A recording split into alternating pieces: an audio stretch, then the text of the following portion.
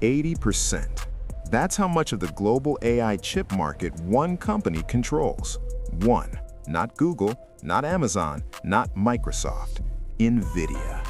In 2023, Nvidia's revenue didn't just grow, it exploded from $4 billion to $22 billion in a single quarter.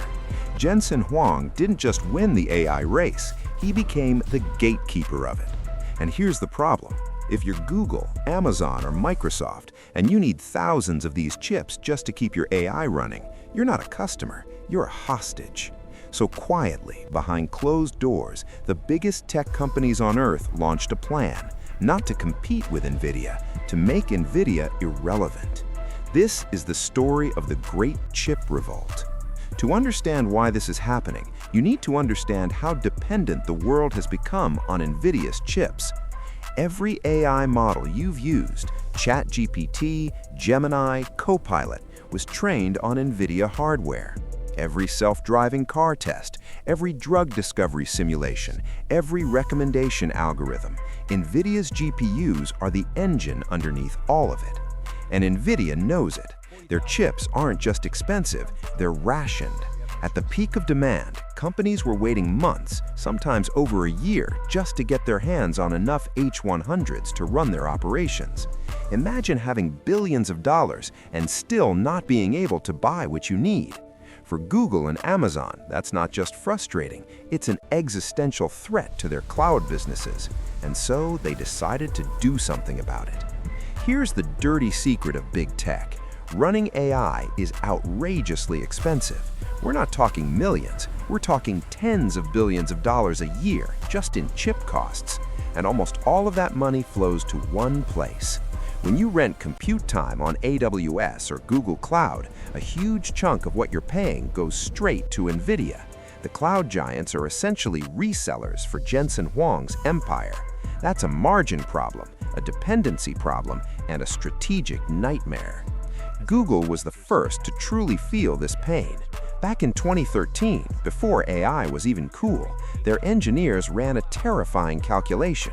If just a fraction of Google search users started using voice search every day, the computing cost would require more data centers than the company could afford to build. They needed a radically cheaper way to run AI models, fast. So they built one. Quietly, internally, Google created the Tensor Processing Unit, or TPU, a chip designed from scratch not to do everything a GPU can do, but to do one thing with terrifying efficiency: run neural networks. And it worked. A TPU isn't as flexible as an Nvidia GPU. You can't use it to render video games, but for training and running AI models, it can be dramatically faster and dramatically cheaper. Google had quietly built their escape hatch, and Nvidia didn't even know it yet. Amazon watched Google's move and decided to go even further, because for AWS, the world's largest cloud provider, the stakes were even higher. In 2015, Amazon made a quiet acquisition that almost nobody paid attention to at the time. They bought a small Israeli chip startup called Annapurna Labs for around $350 million. Small price, enormous bet. From that team, Amazon built two custom chips, Graviton for general computing and Trainium specifically for AI training. The goal wasn't just to save money, it was to build a parallel universe where Amazon's cloud didn't need Nvidia at all.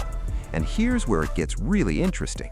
Amazon isn't just using these chips internally, they're selling access to them through AWS. So now Google and Amazon aren't just alternatives for themselves, they're pitching their custom silicon to every company that's sick of Nvidia's pricing and wait times. They're essentially saying, come to our cloud, get off Nvidia, save money. It's the most aggressive infrastructure play in tech history, and it's working, at least partially. Now, before you write Nvidia's obituary, slow down, because Jensen Huang didn't build an 80% market share by sitting still. Nvidia's advantage isn't just hardware, it's CUDA. Their software ecosystem, built over 15 years, is what thousands of developers, researchers, and companies have written their AI code around. Switching away from Nvidia isn't just buying a new chip, it's rewriting your entire software stack. That's not a weekend project, that's years of work. This is Nvidia's real moat, not the chip, the ecosystem. And Google and Amazon know it, which is why they've had to invest billions not just in silicon, but in developer tools, compilers, and frameworks to make their chips actually usable. Meanwhile, the battlefield keeps expanding. Microsoft has invested billions in OpenAI, and OpenAI still runs almost entirely on Nvidia. Meta is building its own custom AI chips too. Even startups like Cerebras and Grok are attacking the market from below.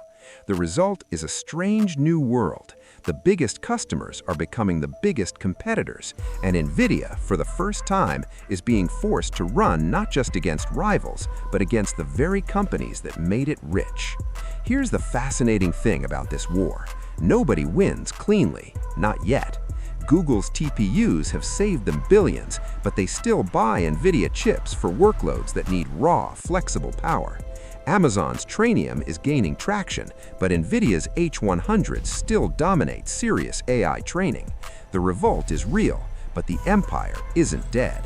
What this story really tells us is that monopolies built on hardware can be threatened, but monopolies built on ecosystems are almost impossible to break quickly. Nvidia didn't just sell a chip, they made the world dependent on their tools, their software, their entire way of thinking about AI compute. The real question isn't whether Google or Amazon will eventually build chips that can match Nvidia. They probably will. The question is, by the time they get there, will Nvidia have already moved the goalposts again? Because that's what Nvidia has done at every stage of this story. Just when you thought you had them figured out, they changed the game entirely. If this story made you think differently about who actually controls the future of AI, smash that subscribe button. We cover the biggest battles in tech business every week. The next one, you won't want to miss it.